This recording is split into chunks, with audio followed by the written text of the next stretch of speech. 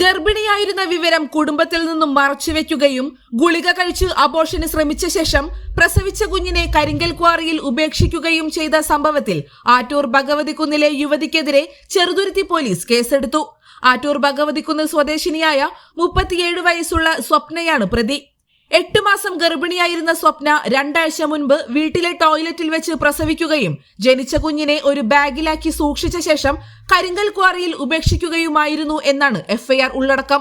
ഗുളിക കഴിച്ചതിനെ തുടർന്ന് സ്വപ്ന Thrissur medical college ആശുപത്രിയിൽ ചികിത്സ തേടിയിരുന്നു. അവിടെ നിന്ന് ലഭിച്ച വിവരത്തിന്റെ അടിസ്ഥാനത്തിൽ ആശുപത്രിയിലെത്തി മൊഴി രേഖപ്പെടുത്തിയ ചെറുതുരുത്തി പോലീസ് ഇന്ത്യൻ ശിക്ഷാ നിയമത്തിലെ ബന്ധപ്പെട്ട വകുപ്പുകൾ പ്രകാരം കേസ് രജിസ്റ്റർ ചെയ്യുകയായിരുന്നു. ചെറുതുരുത്തി SHO വിനു വിയുടെ നേതൃത്വത്തിൽ ഇന്ന് യുവതിയുടെ ആറ്റൂരിലെ വീട്ടിൽ ഫോറൻസിക് വിദഗ്ധരെത്തി പരിശോധന നടത്തി. സംഭവത്തിൽ പോലീസ് വിശദമായ അന്വേഷണം ആരംഭിച്ചു.